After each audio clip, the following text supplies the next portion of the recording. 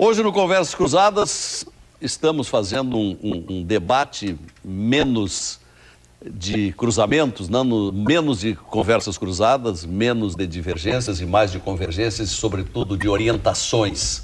Portanto, um programa aparentemente mais leve, mas por tratar de estresse já se sabe que não é tão leve assim. Então estamos querendo aprender e repassar sugestões ao nosso telespectador que está entrando de férias. E aí, doutora Cristiane Steigleder, que é diretora da Associação Brasileira de Recursos Humanos. Qual é a causa desse fenômeno de que poucos dias depois da volta das férias, a pessoa volta a enfrentar os mesmos desgastes estressantes? Por que isso?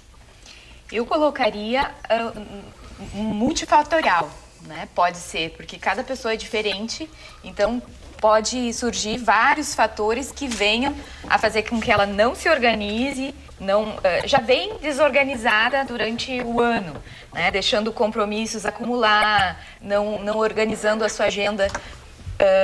Isso é muito comum, né? A gente falando, mas a gente às vezes faz também, né?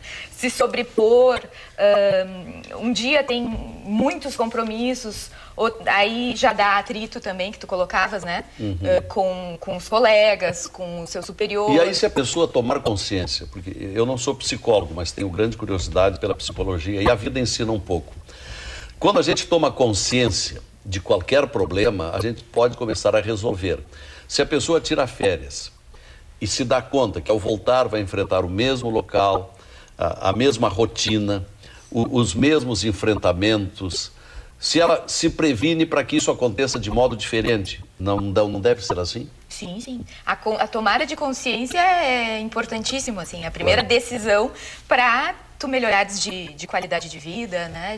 Então, se ela toma consciência, e é esse o alerta, assim, e talvez a saída, né?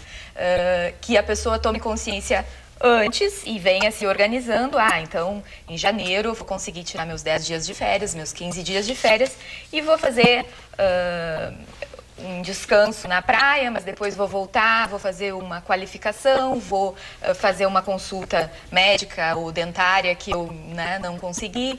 Então, mesclar um pouquinho, atividades diferentes também, eu acho que contribui, né, desde que organizadas, mas também não pode encher demais a agenda, né? Que daí certo. Ela vai sobrecarregar. Pois não. Daqui a pouco eu vou lhe perguntar quais as recomendações para as pessoas não se estressarem no trabalho, porque estamos aqui falando para milhares de pessoas que trabalham.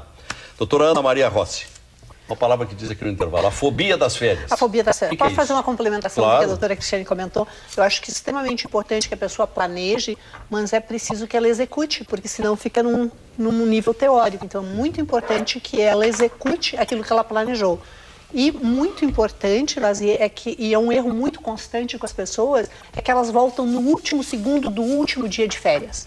E aí vem todo mundo com as mesmas necessidades, principalmente se a pessoa tem criança, material escolar, etc. Então é fila, é congestionamento, é demora. E a pessoa vai ficando naquela angústia, já perdeu tudo. Então, por que não voltar? Se tem criança, volta 72 horas antes. Se não tem criança, mas precisa se organizar, 48. Enfim, volte com antecedência para que a pessoa possa se organizar e começar o seu retorno com fôlego. Eu acho que essa é a medida principal. Pois não. Toda vez que eu ouço o doutor Carlos Verutsky, e ele vai seguidamente no Polêmica do Lauro, e eu tenho uma admiração muito grande pelo doutor Carlos Verutsky, porque é um extraordinário orientador com relação à nutrição. E eu acho que não existe uma boas férias se a pessoa não cuidar da alimentação, a alimentação saudável. Aí começam a surgir doenças, etc. Então, como o senhor é um especialista, como nutrólogo... Eu estava pensando... Nós podemos encontrar expert em planejamento com sobrepeso e obesos.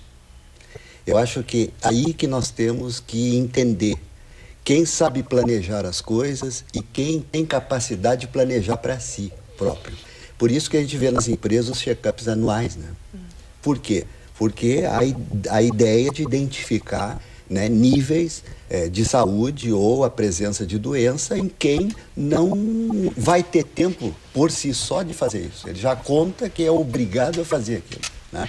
Então, me parece Por exemplo, assim, o alto executivo parece que vive em clima de guerra, quer dizer, como se fosse um cenário de guerra. E vocês podem pensar assim, como é que um soldado na guerra pode dormir tranquilamente, ter um sono, né? Sono de ser reparador. reparador? Não tem como, né? A gente, eu acho que o médico tem que ser um educador acima de tudo. Né? Isso que eu discuto muito com os meus colegas, nós temos que abrir mão do médico em si para ser um educador, quer dizer, tentar identificar, tentar orientar, né, as pessoas a dizer, olha, tu é expert nesse assunto, né, mas como é que tu estás, tu, cidadão, tu, indivíduo, né, tu tem te cuidado? Tu tem tido um tempo para realizar uma atividade física regular? A gente sabe que 150 minutos por dia de qualquer atividade física é o mínimo para a pessoa não ser considerada sedentária. Tem que ser 150 minutos? 150 minutos de qualquer atividade. Pode ser cortada, pode ser 10, 10 e 10, 15, 15, 30, de qualquer atividade. Passear com o cachorro, lavar o carro, né? Deixar o carro mais longe para chegar no trabalho.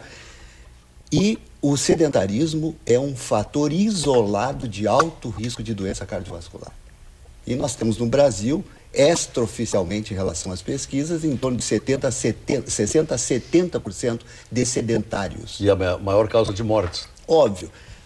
A obesidade está crescendo, é uma coisa violenta. Com a obesidade, como é intimamente ligada ao diabetes tipo 2, está crescendo junto com a obesidade. Qual é o diabetes, o 2? Por que tem o isso? 2 é porque a pessoa desenvolve mais tardiamente o diabetes. Não é por problemas imunitários. Não é aquele que desenvolve antes dos 10 anos de idade, né? Que o pâncreas zera, não fabrica insulina nenhuma e já tem que ser insulinizado.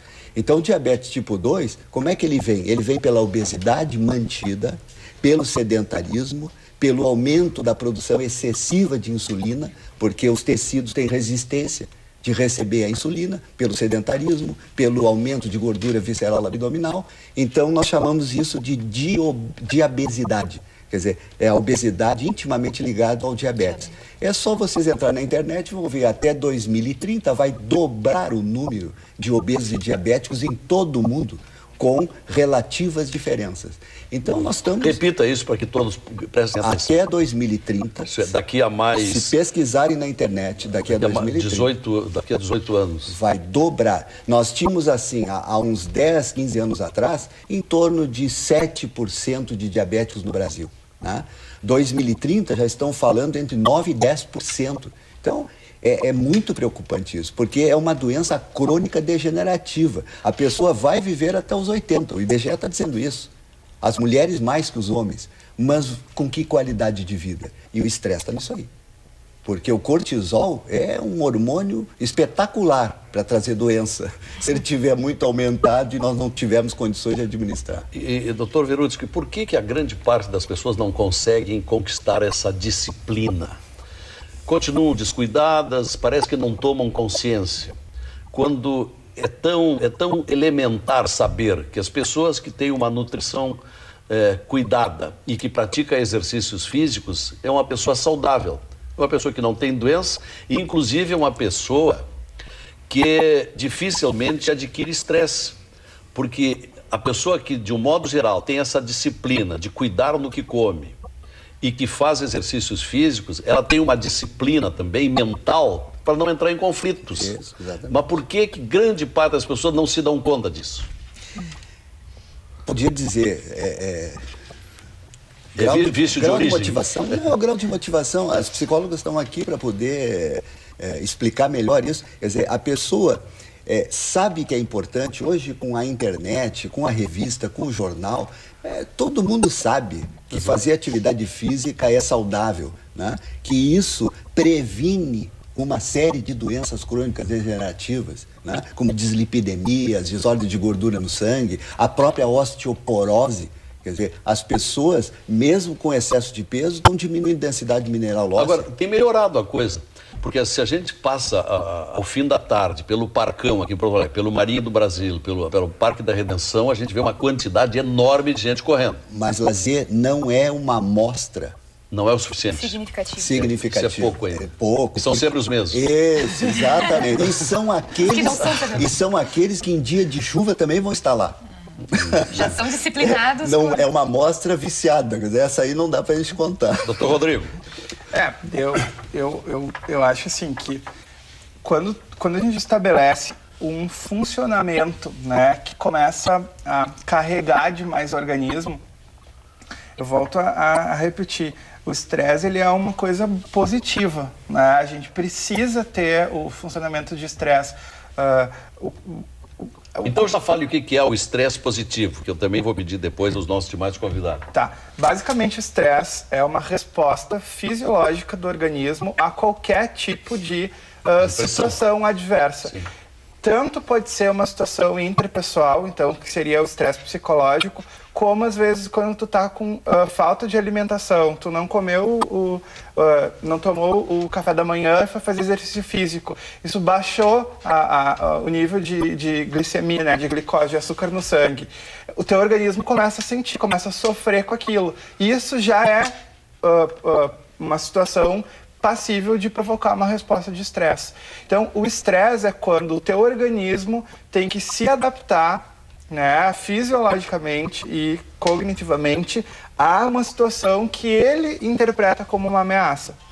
Então, por exemplo, a gente vai estar indo no centro à noite e aí uma situação, né, de pessoas que a gente começa a desconfiar que possam estar querendo nos assaltar aparece.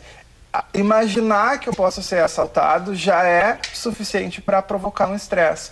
Agora, a mesma resposta quando eu vou passar por uma cirurgia, quando o cirurgião vai fazer uma incisão, o meu organismo também vai estar interpretando aquilo como uma agressão. E a mesma resposta ela vai ser ativada.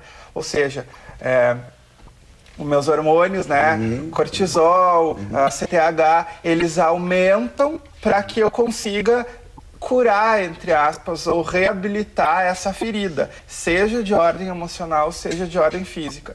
E o grande problema do estresse crônico é que esse sistema ele fica hiperativado e é como se o nosso organismo ele quisesse ficar curando o dia inteiro ou sistematicamente, cronicamente ficar nos curando. Então, é como se tivesse uma chaga, né?